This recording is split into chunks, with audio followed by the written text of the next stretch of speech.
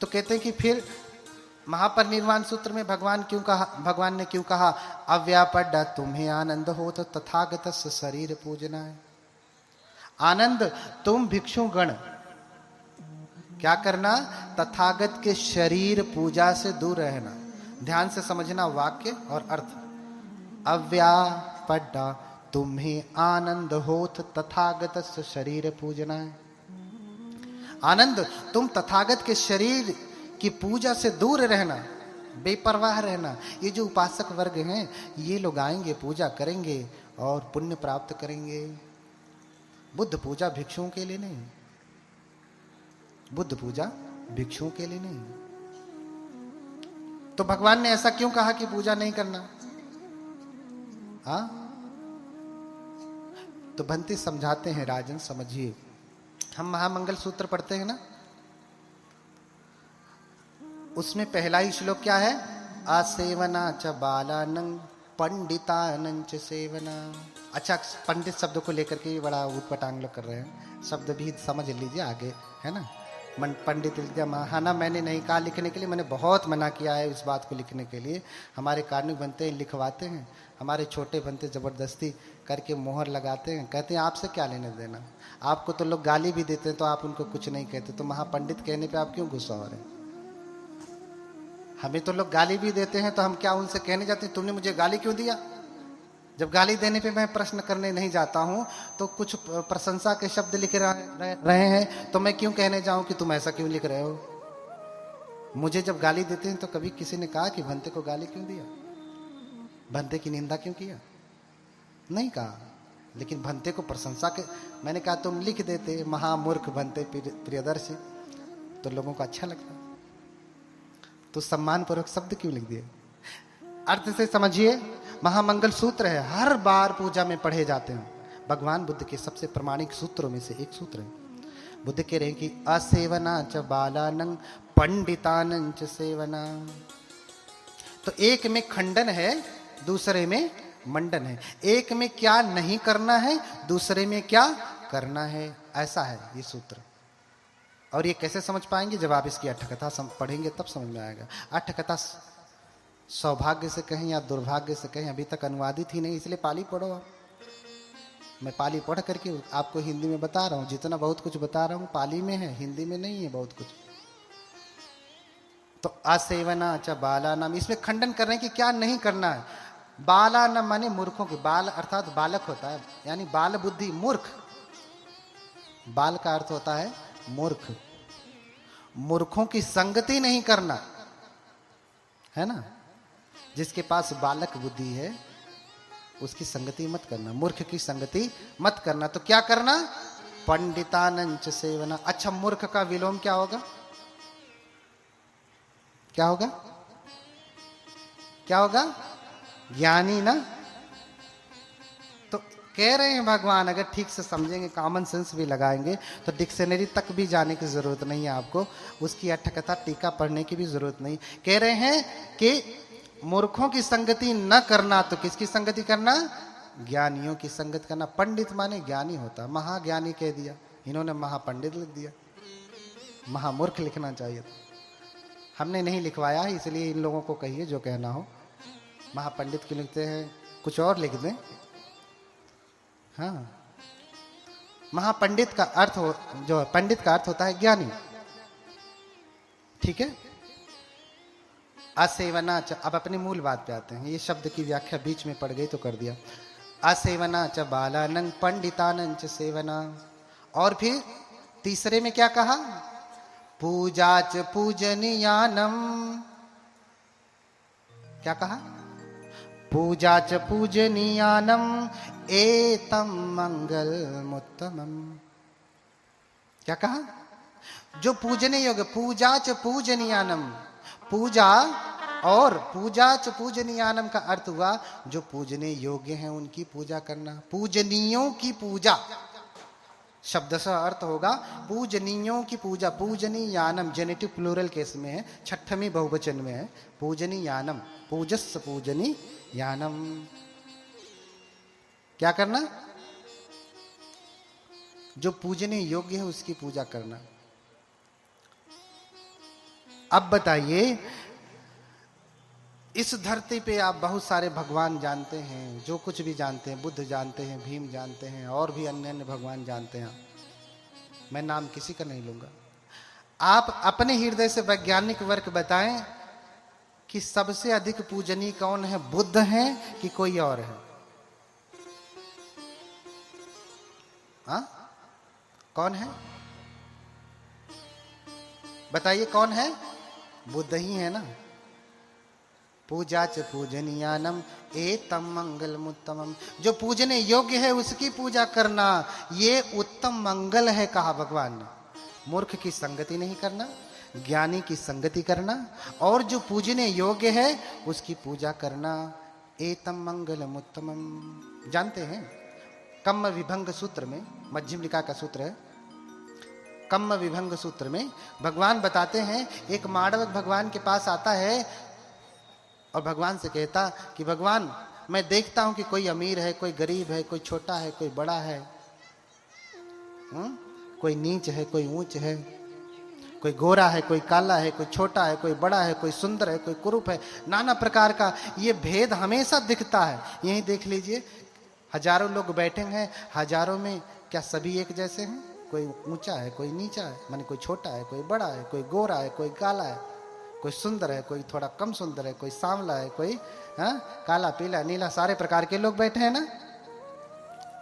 ऐसा भेद क्यों है?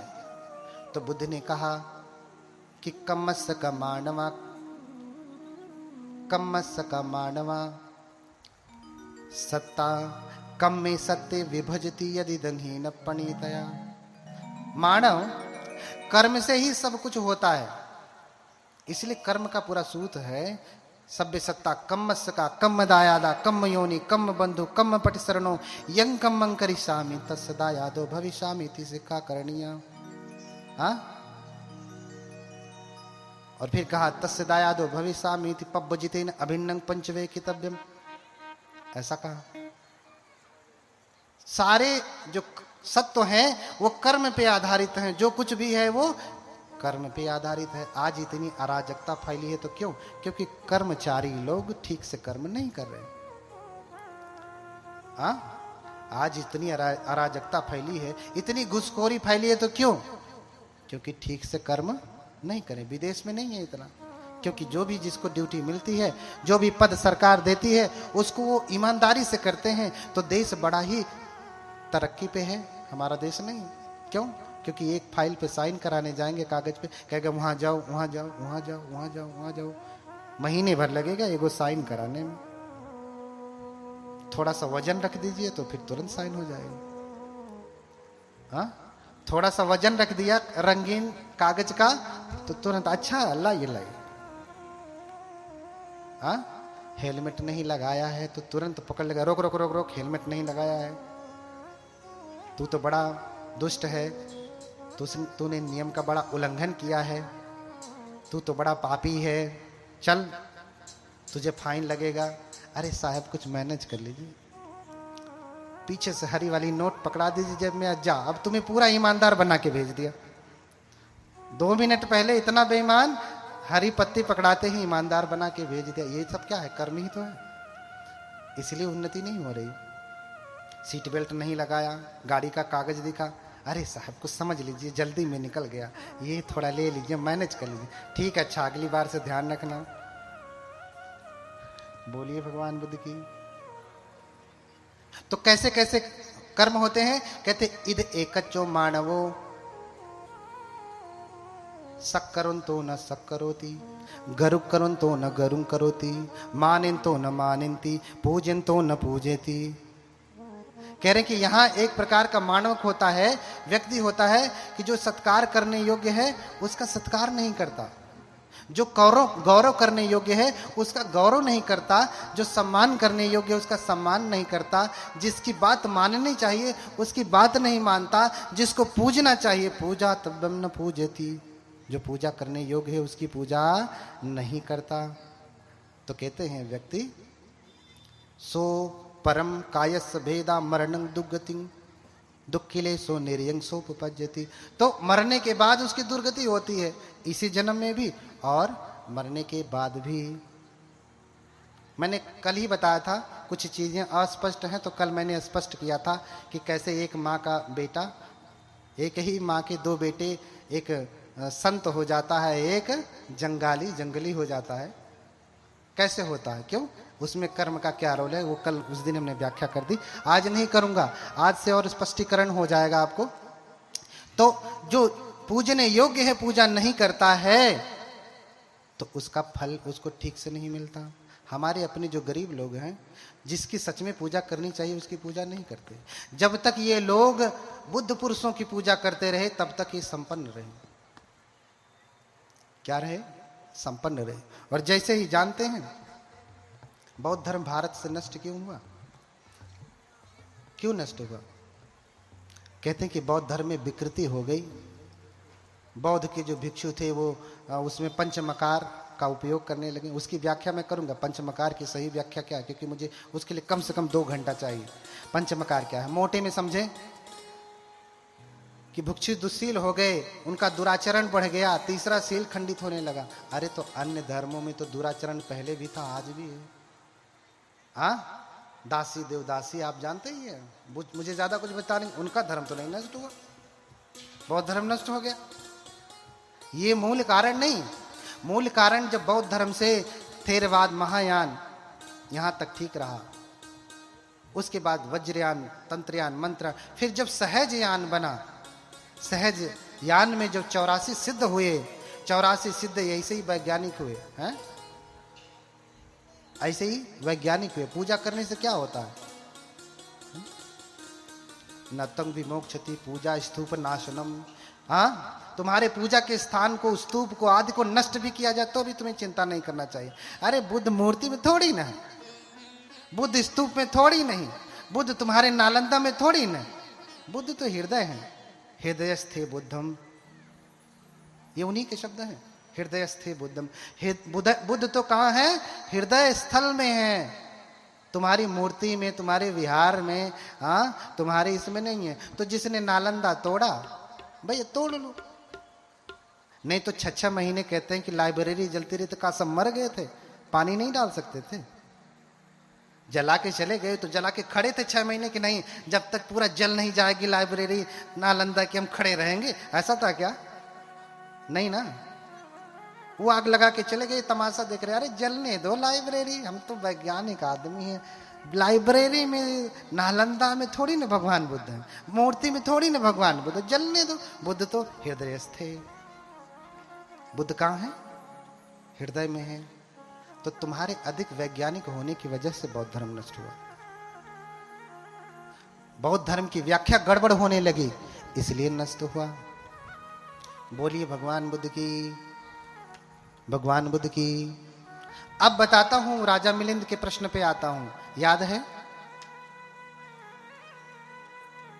तो भंते नागसेन ने उत्तर दिया कि राजन, बुद्ध महापरिनिर्वाण प्राप्त कर चुके हैं, लेकिन फिर भी अगर कोई पूजा करता है तो पूजा अचूक एवं सार्थक सिद्ध होती है।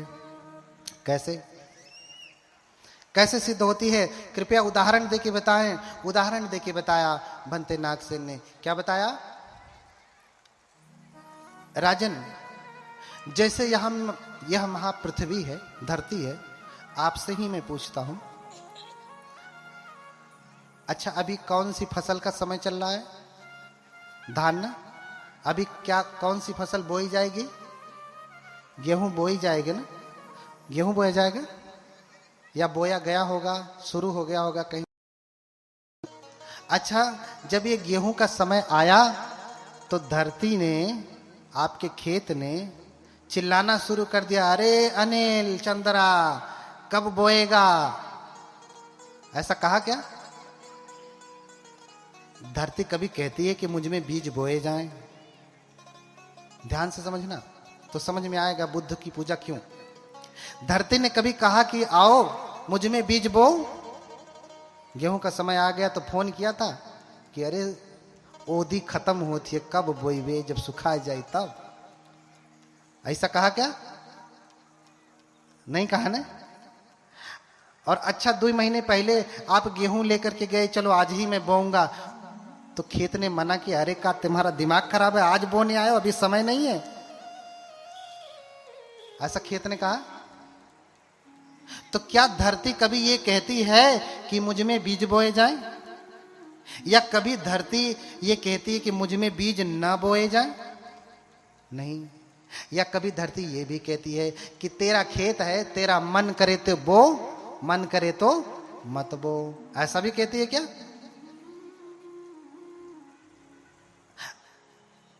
तो राजन, धरती चाहे कहे या ना कहे, जब आपको फसल चाहिए तो आप क्या करते हैं? आप बोते हैं तो आपको फसल नहीं मिलती, अनाज नहीं मिलता।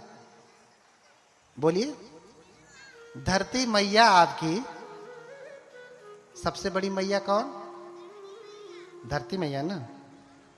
क्यों? क्योंकि उन्होंने ही तो हमें संभाला। तो 9 महीने कौन सी मैया ने संभाला? हाँ, अभी कल ही बताए थे कि धरती से भी बड़ी कौन है। तो कैसे धरती मैया? हाँ, धरती से भी बड़ी कौन सी मैया? हमारी मैया। कौन? हाँ, बोलिए भगवान बुद्ध की करुणा हो। तो जैसे धरती कभी ये नहीं कहती कि मुझ में बीज बोए जाएं, धरती कभी ये नहीं कहती कि मुझ में बीज न बोए जाएं, धरती कभी ये भी नहीं कहती कि तेरा मन करे तो बो, मन करे तो मत बो। लेकिन हमें फसल चाहिए तो जब समय आता है तो हम जाते हैं और बीज बोते हैं तो लहलहा के फसल उठ जाती है। और वर्ष भर हम गेहूं खाते हैं, चावल खाते हैं, दाल खाते हैं, चना मटर क्या क्या सब खाते हैं ना। ऐसे ही बुद्ध कभी ये नहीं कहते मेरी पूजा करो। बुद्ध कभी ये भी नहीं कहते कि मेरी पूजा मत करो। बुद्ध कभी ये भी नहीं कहते कि तेरा मन करे तो कर, मन करे तो मत कर। लेकिन हमारा मन क्या कहता है?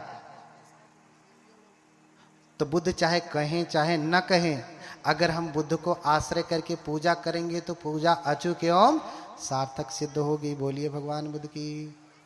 समझ में आया? बुद्ध कहें या ना कहें, हम जब पूजा करेंगे तो हमें फसल मिलेगी, पूजा का फल मिलेगा। ये देखिए ऑर्गेनो बजा रहे हैं ना, थोड़ा सा तेज आवाज में। ऑर्गेनो बजा रहे हैं ना। जब ये दोपहर को 11 बजे आ गए थे तो इनका ऑर्गेनो इनको चिल्ला चिल्ला के कह रहा था, अरे चल बजा रे, कथा का समय निकला जा रहा है। कहा क्या? हाँ? या जब ये बजाने लगे, मैं तो आया नहीं तो उससे पहले ही बजा रहे थे, तो बजाते समय इसने कहा कि अरे अभी क्या तू पगलाया हुआ, अभी तो भंते आए ही नहीं, तू क्या बजा रहा है अभी? ऐसा कहा क्या? ढोलक भी देख लीजिए, ढोलक कभी कहती है कि मैं बजूं? नहीं। ढोलक कभी ये कहती है कि मैं न बजूं? नहीं। ढोलक कभी ये भी कहती है कि तेरा मन तू खरीद के लाया है, मन करे तो बजा, मन करे तो मत बजा। ऐसा कभी कहती है ढोलक? नहीं। लेकिन जब हमें चाहिए होता है संगीत, जब हम गाते हैं, हमें उसकी नाद चाहिए होती है तो हम बजाते हैं। हमें नाद नहीं मिलता, आवाज नहीं मिलती, मिलती है ना। ऐसे ही बुद्ध कभी नहीं कहते कि मेरी पूजा करो या मत करो, मन करे तो करो, मन करे तो मत करो। लेकिन जब हमें पुण्य फल चाहिए तो हम उनको आश्रय करके पूजा करते हैं तो पूजा अचूक एवं सार्थक सिद्ध होती है। बोलिए भगवान बुद्ध की, बोलिए भगवान की। प्यास लग गई? बोलत हई हम प्यास लगत है तोहरे। हाँ, बोलिए भगवान बुद्ध की। हाँ, तो इस प्रकार से 7, 8, 10 उदाहरण देकर के बनते नागसेन ने समझाया कि कैसे बुद्ध की पूजा अचूक एवं सार्थक सिद्ध होती है। धम्मपद की ही गाता है, पूजा रहे पूजयते। ध्यान से समझिए, लोग कहते हैं कि हमारे बौद्ध धर्म में तो पूजा शब्द ही नहीं। कितनी बार पूजा शब्द का मैंने उपयोग किया पाली में, लिख लीजिए, ढूंढ लीजिएगा। सूत्र भी बता दे रहा हूं कि इस सूत्र में है। बुद्ध कहते हैं पूजा रहे पूजयते बुद्धे यदि वसावके, पपंच समति कंते तीर्ण शोक परिदवे ते तादि से पूजय तो निबुतो अकुतो भये न सक्का पुण्यं संखा तुम इमे तामिति केनचि। बोलिए भगवान बुद्ध की। कह रहे हैं कि पूजा रहे पूजे तो, अगर कोई पूजा की कामना से पूजा करना चाहे, अरहत की करे, श्रावक संघ की करे, बुद्ध की करे, है ना। पपंच समति कंते तीर्ण शोक परिदवे।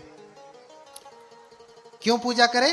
क्योंकि भगवान का जो श्रावक है, भगवान के जो श्रावक संघ हैं, वो तीनों शोकों को नष्ट करने में लगे हुए हैं। राग द्वेष मोह रूपी शोक जो है, जो आर्य की भांति तीर्णं शोकानंग, जो तीन शोक हैं वो आर्य